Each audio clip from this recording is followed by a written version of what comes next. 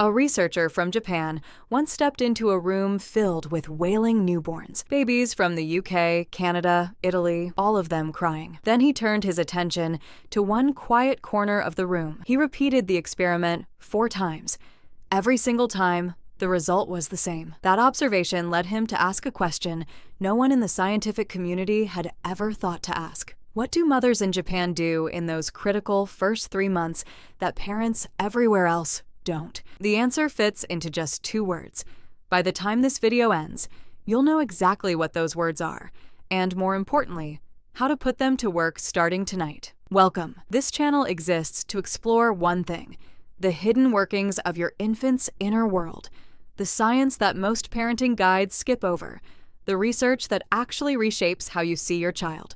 Today, we're traveling to Japan, not because Japanese culture is without flaws, not because their methods are the gold standard for every family, but because the data consistently leads us back to the same striking conclusion. Infants in Japan cry less frequently, fall asleep more easily, and develop emotional steadiness earlier than babies in nearly any other country studied. And none of it comes down to genetics, food, or anything you've probably read about before. Stay with me, because what comes next might genuinely shift your perspective. Let's begin with the research. A team at the University of Warwick gathered data from nearly 9,000 babies across multiple countries. Their focus was simple: how much do babies cry? The findings, published in a leading pediatric journal, were striking. Infants in the United Kingdom cried the most. Canadian babies followed closely behind. American, Italian, and Dutch babies all ranked near the top. And at the very bottom, meaning the least crying, the least fussiness, and the lowest rates of infant colic anywhere, were Japanese babies. In Japan, only about 2% of babies experienced significant colic symptoms during their first 6 weeks of life. In Canada, that number exceeded 34%. Same biology, same fundamental needs, completely different outcomes. Which raises the obvious question: what is going on? Here's what the research uncovered. And this is the part that changes things. Japanese parenting philosophy is grounded in a framework that most Western cultures quietly abandoned several generations ago. That framework has 2 components. And yes, these are the 2 words I promised you. The first is Amae. The second is Mimamoru. Let me walk you through both, because these aren't just interesting cultural artifacts. They're practical tools backed by neuroscience. Amae, spoken as Amae, was introduced to the academic world by Japanese psychiatrist Takeo Doi. It resists direct translation into English, which is partly why Western parenting culture never fully embraced it. The closest meaning we have in English is something like this: the quiet, deep expectation of being understood before you have to say a word. Now, think about what that means when applied to an infant. In most Western households, the standard model looks like this: baby becomes distressed, baby cries, parent responds. There's real value in this system. It helps babies learn that their voice matters, that they can influence the world around them. That's developmentally important. But it also means the baby must travel through distress every single time a need arises. Japanese mothers operate from a different premise entirely. Their aim isn't to react to distress. It's to make distress unnecessary in the first place. On average, Japanese mothers in the first year of a baby's life spend roughly 2 hours per week apart from their child. American mothers, by comparison, average around 24 hours per week away. Japanese mothers carry their babies constantly, in wraps, in slings, against their bodies. They sleep nearby. They watch. They anticipate. And here's what the science shows happens inside a baby's developing brain as a result. Because the gap between a need arising and that need being met is consistently tiny, the nervous system never learns to escalate. It never needs to. Crying, at its most intense, is a skill babies develop when moderate signals don't work. When those moderate signals are always met, the escalation pathway simply doesn't get reinforced. Calm becomes the default setting. The second concept, Mimamoru, translates loosely as to watch over and protect.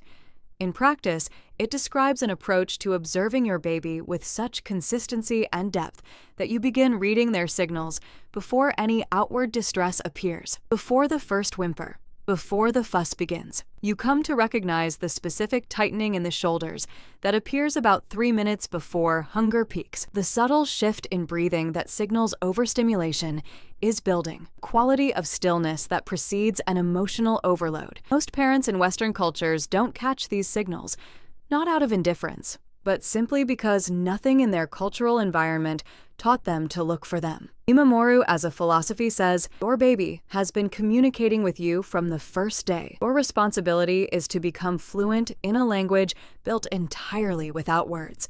And when caregivers develop this fluency, when they catch the signal before it becomes a cry, something genuinely profound happens in the infant's developing brain. The baby doesn't just feel more settled in the moment. The brain is learning something at a structural level. The world is consistent. My needs will be met. I am not in danger. Neuroscientists and developmental psychologists recognize this as the foundation of secure attachment. It is also, it turns out, the foundation of self-regulation, the ability to manage difficult emotions, tolerate frustration, and maintain composure under stress. Capacities that will appear in school, in friendships, in careers, all seeded in the first 90 days by a parent who simply paid close attention. Let me share one more piece of research, because this one is directly actionable. You can use it tonight. Scientists at the Riken Brain Science Institute in Japan studied what happens biologically when a caregiver picks up a crying baby. They fitted crying infants with heart rate monitors and measured responses across different conditions: being held while seated, being rocked in a chair, being moved in a stroller, and then one final condition, being carried by a caregiver who was walking. Smooth, continuous forward movement for 5 minutes. Here's what they found. When a mother picked up her crying baby and simply walked with them, not rocking, not bouncing, just steady walking forward, every single baby in the study had stopped crying by the 5-minute mark. Everyone. The biology behind it is elegant. When a baby is carried by a moving caregiver, a coordinated biological response unfolds. The heart rate drops, muscle tension decreases. Cortisol, the primary stress hormone, begins declining. The nervous system receives a signal that evolution has deeply encoded. I am being transported. I am held. I am safe. 5 minutes of walking. That's it. Not a specialized product, not a behavioral training method, not an expensive gadget. Just a caregiver, a baby, and forward motion. Now, I want to be straightforward with you, because this matters. Japanese parenting as a complete system is not something every family can adopt. The degree of physical closeness it involves, the near constant carrying, the co-sleeping, the 2 hours per week away, is simply not achievable for many parents. For families without extended support networks, for parents who need to work, for single parents managing everything alone. And here's something else the data reveals. This level of closeness does involve real trade-offs. Japanese children, while showing remarkably early emotional regulation, tend to develop a sense of independent selfhood and autonomous self-expression slightly later than children raised in Western contexts. Both developmental paths produce healthy, capable adults. They simply take different routes to get there. So the takeaway isn't, abandon your current approach and replicate Japanese parenting exactly. The takeaway is, extract the principles. Apply what your life actually allows. Principle 1. The pre-cry scan. Each morning when you first pick up your baby, spend 60 seconds just watching. Not feeding, not talking, not stimulating. Just observing. Build a picture of their baseline. Start recognizing their early signals. The more fluent you become in their language, the less they need to raise their voice to be understood. Principle 2. The 5-minute walk. The next time your baby is deeply distressed and nothing seems to be helping, set aside whatever you're doing, pick them up, and walk. Smooth steps. Forward movement. 5 minutes. Trust the biology. It has millions of years of refinement behind it. Principle 3. Gap reduction. You don't need to be physically present every waking moment to shrink the gap between a need and its response. Even catching your baby's early signals, before they've escalated to full crying, and responding just 30 seconds sooner than you normally would, changes the neurological experience of that interaction completely. Principle 4. The Amae question. Shift your internal framing from, how do I respond to what my baby is showing me, to, what does my baby need before they have to show me? That movement, from reactive to anticipatory, from responder to reader, contains the entire philosophy in a single question. Here's what I want you to take away from this. A baby who cries is not a baby who is broken. A baby who cries is a baby whose needs are arriving faster than the responses. The gap is too wide. Japanese parenting figured this out long before neuroscience gave us the vocabulary to explain why it works.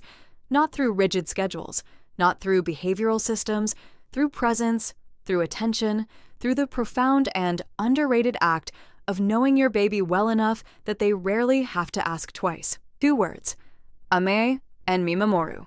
Anticipate, watch, respond before the cry begins. That's the insight, and now it belongs to you.